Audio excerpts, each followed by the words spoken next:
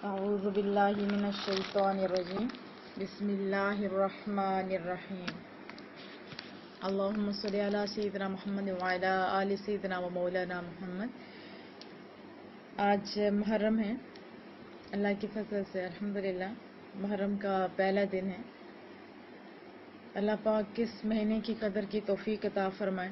یہ مہینہ اب مسلمانوں کے لیے سوچنے کے یہ لمحات ہے۔ ویسے تو پورا سال ہی ان صالحین کی یاد میں ہمیں گزارنا چاہیے تاکہ ان کے مطابق ہماری زندگیاں بسر ہوں، لیکن مسلمان کے لیے یہ بڑی بات ہے کہ وہ سوچے، کہ مسلمان سوچ کہ آخری مہینہ ذی الحج کا تھا، جس میں حضرت ابراہیم نے حضرت اسماعیل علیہ السلام کے گلے پہ چھری پھیرنے سے بھی گریز نہیں کیا تھا۔ کیوں؟ اللہ کی محبت میں، اللہ کی محبت میں۔ اور ابھی مہینہ جو آگیا حضرت امام حسین کا مہینہ کہلاتا ہے، کربلا، تو اس میں حضرت امام حسین نے کون سی قربانیاں جو نہیں دی، بال بچے سب کچھ قربان کر دیا، اور آخری دن بھی کیا فرمایا کہ مولا بتا کیا تو بھی حسین سے راضی ہے؟ مولا میں تو راضی ہوں میرے اللہ، کیا تو بھی حسین سے راضی ہے؟ ہمیں سوچنا ہے کہ ہم کے لوگ کدھر جا رہے ہیں، ہم لوگ کیا کر رہے ہیں۔ ہم دنیا کے اندر دھس گئے یا ہم لوگ بھی اپنے لیے کچھ کر رہے ہیں؟ یقیناً جواب نفی میں ہی آئے گا کہ ہمارے پاس تو ٹائم ہی نہیں ہے، نہ اللہ کے لیے، نہ رسول اللہ صلی اللہ علیہ وسلم کے لیے، نہ قرآن کریم کے لیے۔ اور اگر ہم لوگ مصلی کے اوپر بھی کھڑے ہوتے تو دھیان کہیں اور ہوتے۔ اللہ کی خوف اور محبت کہاں گئی ہمارے اندر؟ تربیتوں میں بہت کمی آ گئی۔ حضرت علی کے بارے میں مشہور ہے کہ جب ان کے اندر خنجر پھنس گیا ہوا تھا مارنے سے وہ، تو سب نے کہا تھا کہ ان کو حالت نماز میں نکالنا، ان کو سمجھ تک نہیں آئے گی۔ آج ہم لوگ کدھر جا رہے ہیں؟ بڑے دکھ کا مقام ہے۔ کچھ غلط فہمی کا ازالہ پہلے تو کر دوں کہ اس مہینے میں بہت سارے لوگ کچھ صحابہ کو کہتے ہیں، صحابہ کرام اجمعین کے بارے میں نے آپ کو بتایا تھا کہ صحابہ کے بارے میں کتنی بڑی شان ہے۔ میرے صحابہ کرام، میرے مصطفیٰ کریم کے صحابہ کرام، ہم سب کے صحابہ کرام جو اتنے محبوب ہیں۔ اللہ کو ایک دو تین واقعے سنا کے پھر غلط فہمیوں کے ازالہ کی کوشش کرتی ہوں۔ حضرت ابو بکر صدیق کے بارے میں پہلے آپ کو بتا دوں۔ پہلے صحابہ کرام اجمعین کا مقابلہ نیکیوں کا مقابلہ ہوتا تھا، اور ہمارا مقابلہ تو غلط کاموں میں، کبھی کمپٹیشن ہو رہا ہے تو کپڑوں پہ، تو کبھی کس پہ، کبھی دولت پہ، کبھی بڑے گھروں پہ ہو رہا ہے۔ ایک دفعہ رسول اللہ صلی اللہ علیہ وسلم نے سب کو اللہ کی راہ میں مال دینے کے لیے بولا، تو سارے صحابہ کرام کا جوش و جذبہ دیکھنے کے لائق تھا۔ حضرت عمر بہت حریص تھے، انہیں ہر دفعہ ہوتا تھا کہ ابو بکر جیت جاتے ہیں، میں تو ہار جاتا ہوں۔ تو ایک دفعہ انہوں نے کہا، اس دفعہ انہوں نے کیا بولا، انہوں نے کہا کہ میں اس دفعہ ابو بکر سے جیت جاؤں گا۔ کیسے؟ دونوں تاجر تھے، دونوں کے پاس بہت پیسہ تھا، اپنے جو ہے اپنے قبیلے کے سردار لوگوں میں سے ان کا شمار ہوتا تھا۔ حضرت عمر نے اس دفعہ دل میں ارادہ کیا کہ میں اتنا سامان لے کے جاؤں گا کہ ابو بکر ہار جائے گا۔ حضرت عمر گھر جاتے ہیں، گھر کا آدھا سامان لے کے تو رسول اللہ صلی اللہ علیہ وسلم کے دربار میں آ جاتے ہیں اور مصطفیٰ کریم کی خدمت میں پیش کر دیتے ہیں۔ پھر تھوڑا ٹائم گزرتا ہے، کچھ تھوڑے سے لمحات، حضرت ابو بکر صدیق تشریف لاتے ہیں اور سارا کچھ اللہ کی راہ میں دے دیتے ہیں۔ رسول اللہ صلی اللہ علیہ وسلم نے پوچھا کہ ابو بکر گھر کے لیے کیا چھوڑا ہے؟ تو فرمانے لگے کہ یا رسول اللہ، گھر میں اللہ اور اس کے رسول کا نام چھوڑ کے آیا ہوں۔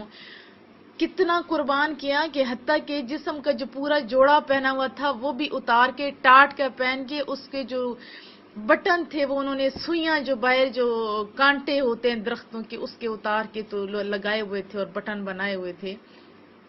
اتنے میں جبریل امین بھی تشریف لے آتے ہیں۔ اب جبریل امین کے جو بول ہیں وہ سننے کے قابل ہیں، کیونکہ وہ رب کا پیغام لے کے آ رہے ہیں، وہ سچے جبرائیل، وہ سچے رسول اللہ، اور میرا کریم رب سب سے سچا۔ اب اللہ پاک نے جو پیغام پہنچایا وہ سننے کے قابل ہے۔ یہ آپ لوگوں کے کندھوں کے اوپر امانت ہے، آپ نے اپنے بچوں کو ضرور سنانا ہے۔ جبرائیل امین نے رسول اللہ صلی اللہ علیہ وسلم سے عرض کیا کہ یا رسول اللہ، اللہ آپ کے صحابی کو سلام بھیجتا ہے، اس صحابی کو سلام بھیجتا ہے اور پوچھ رہا ہے میرا رب اپنے ابو بکر سے پوچھ کے بتاؤ کیا تو مجھ سے راضی ہے؟ اب اللہ پوچھ رہا ہے کیا ابو بکر تو مجھ سے راضی ہے؟ رب پوچھ رہا ہے क्या अबू बकर तुम मुझसे राजी है? हजरत अबू बकर सिद्दीक तो कुर्बान जम उन पे, वो तो पहले ही इतने, वो तो उनके तो आंसू नहीं थमे, हाँ मैं अल्लाह और उसकी रजा पे राजी हूँ। अब अल्लाह पूछ रहे हैं, हम लोगों का देखो ना इबादत कुछ भी नहीं कबूल, लेकिन अकड़े फिरते हैं। और फिर जिब्रील अमीन अपने नबी मोहतरम को अर्ज करते हैं कि जरा ऊपर तो देखिए, अल्लाह को आपके यार की ये अदा इतनी पसंद आई है कि आज आसमानों पे मनादी हो रही है किस बात की, जो जोड़ा आपके सहाबी ने पहना, ऊपर सारे फरिश्तों ने उसी किस्म का टाट का जोड़ा, और उसी किस्म के जिस किस्म के इन्होंने वो कांटों से बटन बनाए, इसी किस्म के उन्होंने बटन बनाए। जब ऊपर देखा तो मेरे मुस्तफ़ा करीम की आंखों से आंसू निकल आए, जिनसे रब पूछे। अब बंदे कहें कि वो गलत हो गए तो वो गलत हो गए, ये बड़ा गलत है। अल्लाह हम लोगों के लिए आसानियां पैदा फरमाए। क्या अल्लाह और उसके रसूल को नहीं पता था कि ये सहाबी बाद में कैसे हो जाएंगे? अभी लोगों ने मन गढ़ंत बातें बना बना के किधर ले गए। एक हदीस पाक आपको सुनाती हूँ। हजरत अब्दुल्ला बिन मग़फ़र रज़ियल्लाहु ताला अन्हु, उनसे रवायत है कि रसूल अल्लाह सल्लल्लाहु अलैहि वसल्लम ने फरमाया कि मेरे सहाबा के बारे में अल्लाह से डरो, मेरे सहाबा के बारे में अल्लाह से डरो। ये 3 दफा फरमाया, मेरे सहाबा के बारे में अल्लाह से डरो, और मेरे बाद इन्हें ताना और तशनी का हदफ न बना लेना। बस जो शख्स उनसे मोहब्बत करता है वो मेरी मोहब्बत की वजह से ऐसा करता है, और जो उनसे बुग़्ज़ रखता है वो मुझसे बुग़्ज़ के बायस उनसे बुग़्ज़ रखता है। और जिसने उन्हें अज़ियत दी उसने मुझे अज़ियत दी, और जिसने मुझे अज़ियत दी उसने अल्लाह को अज़ियत दी, और जो ऐसा करता है उससे पकड़ लिया जाता है। ये मुस्तफ़ा करीम के अल्फाज हैं, और रसूल अल्लाह सल्लल्लाहु अलैहि वसल्लम के मुंह से तो वो कुछ निकलता ही नहीं था सिवाय वही के, जो अल्लाह की मर्जी के बगैर होते, ऐसा कुछ नहीं। तो ये अल्लाह और उसके रसूल को ज्यादा पता है या हम लोगों को पता है? और अभी एक चंद सवालों के जवाब भी मैं बता दूं कि हजरत रात को एक मौला के बारे में मैंने बताया। रात को एक तो मुझे बहुत सर में दर्द था, हेडेक इतना ज्यादा हो चुका हुआ था कि मैं बता नहीं सकती। अल्लाह का शुक्र आप तो बेहतर हूँ। मौला के हजरत अली को मौला कहना कैसा है? तो कुरान करीम का मैंने बताया मौला के मानी मददगार के होते हैं। सूरह तहरीम में 28वें पारे में उसमें आया हुआ है कि अल्लाह मौला है, जिब्रील अमीन मौला है, रसूल अल्लाह मौला है, मोमिनीन मौला है, और फरिश्ते, इन सारों के लिए मौला का लफ्ज़ इस्तेमाल हुए। और आपको एक फ़र्क समझ लेना चाहिए कि ये अल्लाह का जो सारे काम हैं वो ज़ाती हैं, बाकी जितनी मौला हैं वो अल्लाह की अता से मौला हैं, अल्लाह की अता से वो मददगार हैं, जैसे फरिश्ते हैं वगैरह वगैरह। फिर मैंने आपको सिद्दीक, अल्लाह की ये सिफ्त है सिद्दीक, जैसे सुनना अल्लाह की सिफ्त है, तो आप भी सुन रहे हो लेकिन अल्लाह की अता से सुन रहे हो। मैं यहाँ बोल रही हूँ तो इतनी दूर बैठे अल्लाह ही के सिग्नल से वहां पे पहुंच रहे, लेकिन अल्लाह का सुनना और आपका सुनना और है। अल्लाह भी सिद्दीक है, लेकिन हम सिद्दीक को सिद्दीक अकबर कहते हैं। फारूक अल्लाह की सिफ्त है और हम लोग फारूक आज़म कहते हैं। लेकिन इसमें फ़र्क आपको समझना चाहिए कि अल्लाह के सारे नाम ज़ाती, अल्लाह की सारी सिफात ज़ाती, बंदों में सारी अताई हैं, नाम भी और सिफात भी। जैसे सूरह तौबा में जो आया है आखिरी आयत से एक जो पहली आयत है, उसमें अल्लाह ने अपने नाम भी रहीम जो हैं, लक़द जाअकुम रसूलुम मिन अनफुसिकुम रऊफ़ और रहीम, रऊफ़ और रहीम दोनों नाम जो है दिए अल्लाह ने खुद दिए सूरह तौबा में। क्या कि मेरा नबी वो रऊफ़ भी है मोमिनीन के लिए और रहीम भी है। अल्लाह की सिफ्त ज़ाती और ये जो है अल्लाह की अता से हैं। ये थोड़ा फ़र्क आप समझ लीजिए। कुछ अल्लाह के नाम हैं, जैसे खुद अल्लाह का नाम है वो किसी बंदे का नहीं हो सकता। तो यकीनन आपको समझ आ गई होगी रात के और अब के फ़र्क की भी। तो मौला कहना गलत नहीं, क्योंकि रसूल अल्लाह सल्लल्लाहु अलैहि वसल्लम ने फरमाया जिसका मैं मौला उसका अली मौला। तो ये हदीस पाक, ये सनद वाली हदीस है, मुस्तनद हदीस है, कहने में कोई हरज नहीं। फिर अभी बहुत सारे लोग हजरत अमीर माविया को बहुत गलत कहते हैं। हजरत अमीर माविया रसूल अल्लाह सल्लल्लाहु अलैहि वसल्लम के सहाबी थे, कातबीन वही थे, जिनको रसूल अल्लाह सल्लल्लाहु अलैहि वसल्लम ने जन्नती होने का बशारत दी हुई थी। हजरत अमीर माविया रसूल सल्लल्लाहु अलैहि वसल्लम की सोबत में परवरिश पा रहे थे, यानी तरबियत हो रही थी। तो एक दिन रसूल अल्लाह सल्लल्लाहु अलैहि वसल्लम ने फरमाया माविया, ये एक मशहूर है जो ये भी सनद के साथ है कि रसूल अल्लाह सल्लल्लाहु अलैहि वसल्लम ने फरमाया माविया तेरी दो हैं रवायात, लेकिन मैं आपको एक सुना रही हूँ। کہ آپ کی نسل سے کوئی ہوگا جو کہ میری نسل کا دشمن ہوگا، یعنی آپ کی نسل سے کوئی ہوگا جو میری نسل کا دشمن ہوگا اور میری نسل کو ختم کرنے کی کوشش کرے گا، جنگ کرے گا۔ اور حضرت امیر معاویہ نے پھر اس ڈر کی وجہ سے شادی نہیں کی تھی۔ جب رسول اللہ صلی اللہ علیہ وسلم پردہ فرما گئے تو لوگوں نے تانا دینا شروع کیا کہ یہ کیا؟ رسول اللہ صلی اللہ علیہ وسلم نے یہ بھی فرمایا تھا کہ 60 ہجری میں ہو گیا۔ حضرت ابو ہریرہ 60 ہجری سے پناہ مانگا کرتے تھے، اسی ہجری میں یہ یزید پلید بھی پیدا ہوا تھا اور یہ حکومت کر رہا تھا، اور یہ سارا غلط ملت کام جو اسی نے کیا۔ اللہ جو ہے ہم مسلمانوں کو ہدایت دے اور سمجھنے کی توفیق عطا فرمائے۔ حضرت امیر معاویہ نے کافی عرصے تک شادی نہیں کی۔ صحابہ کرام اجمعین فوراً انہیں کہتے تھے آپ تو نبی پاک صلی اللہ علیہ وسلم کے ہر سنت پہ عمل کرتے ہیں تو شادی کیوں نہیں کریں؟ لیکن ایک بات یہ بھی ذہن میں رکھیے، اللہ کے کام میں جو ہونا ہوتا ہے، جو مصطفیٰ کریم کے منہ سے نکلتا ہے، اس سے ہو کے رہنا ہوتا ہے جیسے بھی ہو۔ تو بار بار پوچھنے پہ حضرت امیر معاویہ کی سنت آپ پوری کیوں نہیں کرے اور نکاح کی، تو انہوں نے ایک ایسی عورت سے شادی کی جو بانجھ تھی، اس سے بانجھ عورت سے شادی اس لیے کی کہ سنت پوری ہو جائے گی، لیکن اللہ کا کام ہونا تھا۔ اس میں سے یزید پیدا ہوا اور یہ سارا پھر آگے سلسلہ وہ انشاءاللہ بتاتی جاؤں گی آپ لوگوں کو۔ اب حسین کے بارے میں یہ تو آپ کو سمجھ آئے گی، لیکن اس میں حضرت امیر معاویہ کا کوئی قصور نہیں تھا۔ حضرت امیر معاویہ کو غلط کہنے کا ہم لوگوں کو کوئی حق نہیں ہے۔ اب بچوں کا جرم باپ کو اور باپ کا بیٹوں پہ تو کچھ نہیں کہا جا سکتا نا۔ تو یہ یزید کا اپنا غلط فعل تھا۔ اللہ پاک جو ہے ہمارے لیے آسانیاں پیدا فرمائے۔ اب حضرت امام حسین سے محبت کے بارے میں رسول اللہ صلی اللہ علیہ وسلم نے فرمایا حسین مجھ سے ہے اور میں حسین سے ہوں، حسین مجھ سے ہے اور میں حسین سے ہوں۔ یہ محبت تھی، اتنی زیادہ محبت حضرت امام حسین اور حسن سے تھی، اتنی زیادہ محبت تھی کہ اگر حضرت امام حسن حسین سجدے کی حالت میں رسول اللہ صلی اللہ علیہ وسلم کے اوپر بیٹھ جاتے تھے تو رسول اللہ صلی اللہ علیہ وسلم سجدہ طویل فرما دیتے تھے۔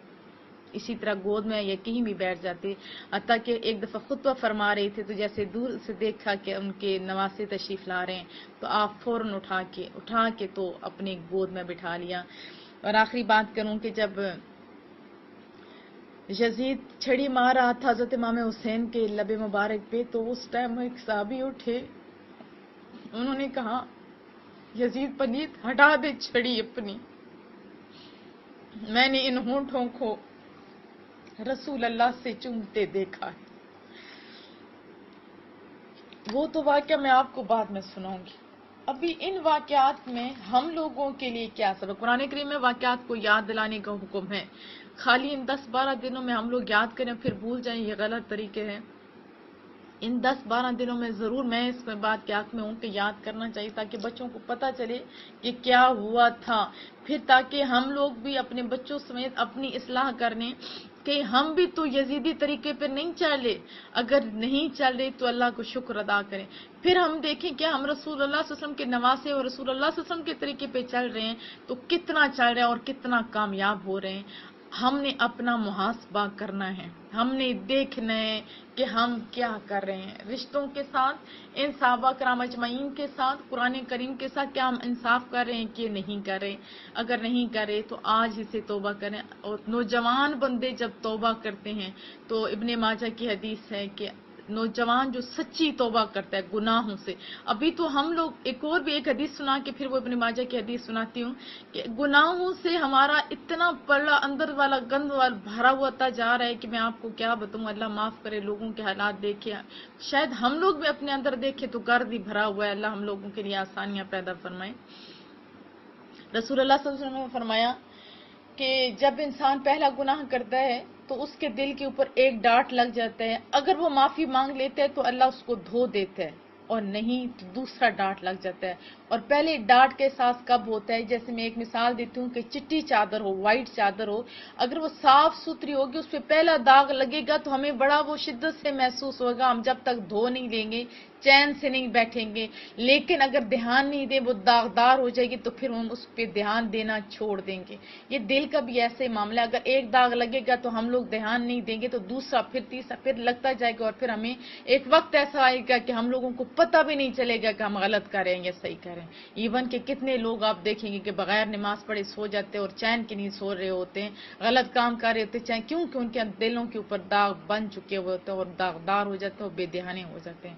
آج ہم نے اپنے گناہوں سے سچی توبہ کرنی ہے، سچی توبہ، نماز کے لیے پکا اہتمام کرنا ہے، خود بھی اپنے گھر والوں کو بھی کہنا ہے کہ دیکھو حسین نے تو ان نیزوں کی چھاؤں میں نماز پڑھی تھی، جمعرات کی رات تھی، انہوں نے کہا تھا کہ یزید ہمیں ایک رات کی مہلت دے دو، ایک شمر سے مانگی اجازت، ایک رات کی مہلت دے دو۔ انہوں نے کہا شاید خوش ہو رہے ہیں، خوش ہو کے انہوں نے کہا خوش ہو رہے ہیں تو وہ سارے خوش ہونے لگے کہ شاید اس لیے انہوں نے مہلت مانگی کہ کل صلح ہو جائے گی یا بیعت کر لیں گے، لیکن یہ بات ایسی نہیں تھی۔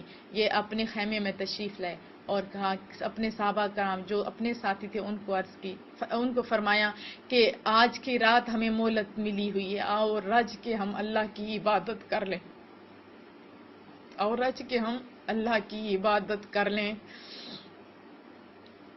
تو آج ہم کیا کر رہے ہیں؟ وہ جو سجدے نیزوں کی چھاؤں میں عبادت کرنے والے، اور آج ہم ٹھنڈے کمروں کے اندر عبادت نہیں کریں تو یہ ہماری بدنصیبی ہوگی۔